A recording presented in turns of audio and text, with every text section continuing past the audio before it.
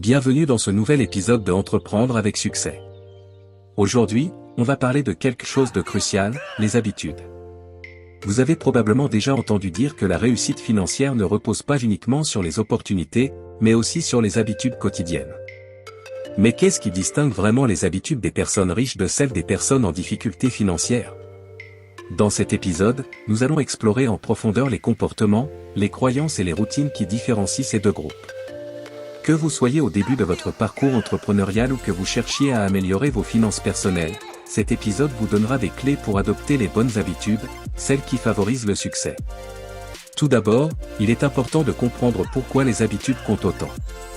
Selon une étude de l'Université de Duke, environ 40% de nos actions quotidiennes sont basées sur des habitudes, pas sur des décisions conscientes. En gros, ce que vous faites automatiquement au quotidien façonne votre vie bien plus que ce que vous faites de manière intentionnelle. Donc, si vous voulez changer votre situation financière, il faut commencer par regarder de près vos habitudes. Les personnes riches et celles qui sont en difficulté financière n'ont pas seulement des revenus différents, elles ont souvent des routines et des mentalités différentes qui influencent la façon dont elles gèrent l'argent, le temps et même leurs relations. Entrons dans le vif du sujet.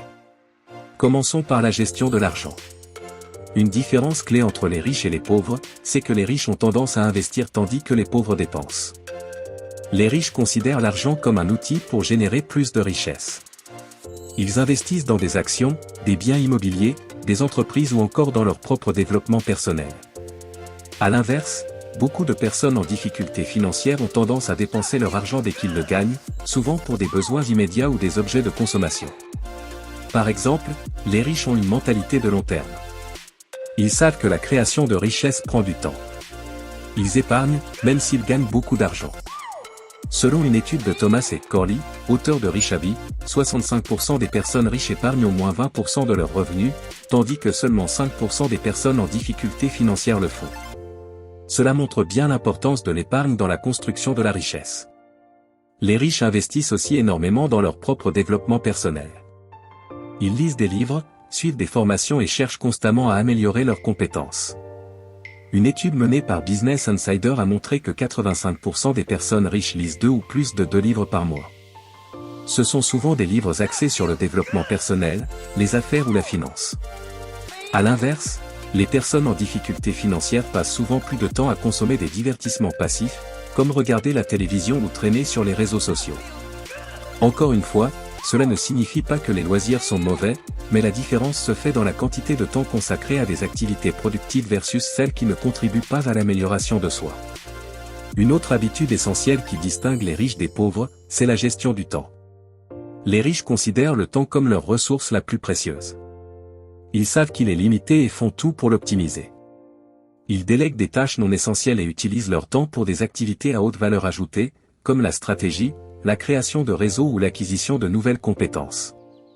En revanche, beaucoup de personnes en difficulté financière se retrouvent à échanger leur temps contre de l'argent dans des emplois peu rémunérateurs, et souvent, sans chercher à développer des activités secondaires ou à se former pour progresser. Il est donc important de changer cette approche et d'adopter une mentalité axée sur l'optimisation de son temps. Enfin, parlons des croyances et des mentalités. Les riches adoptent souvent une mentalité de croissance, c'est-à-dire qu'ils croient en leur capacité à évoluer et à surmonter les défis. Ils ne voient pas l'échec comme une fin en soi, mais comme une opportunité d'apprentissage. Cela leur permet de prendre des risques calculés, de se lancer dans des projets entrepreneuriaux ou des investissements malgré l'incertitude. À l'inverse, beaucoup de personnes en difficulté financière sont bloquées par une mentalité de rareté. Elles croient que les ressources sont limitées et que les chances de succès sont faibles. Cette croyance limite leur capacité à agir et à saisir des opportunités qui pourraient pourtant les aider à changer de situation. En conclusion, les différences entre les riches et les pauvres ne se résument pas qu'à des questions de revenus ou de chance. Elles sont profondément ancrées dans les habitudes quotidiennes, les croyances et la gestion du temps. Si vous cherchez à améliorer vos finances et à créer une vie plus prospère, commencez par examiner vos propres habitudes. Investissez dans vous-même, adoptez une mentalité de croissance et surtout, soyez prêt à changer vos routines pour celles qui favorisent le succès. Avant de terminer, je veux vous rappeler de vérifier la description de cette vidéo. Vous y trouverez des liens vers des contenus de valeur pour votre amélioration personnelle et financière.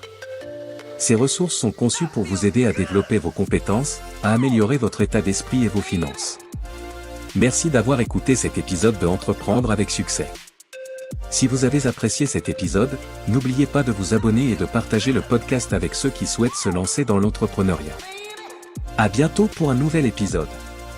Restez inspirés, restez motivés, et à bientôt sur Entreprendre avec succès.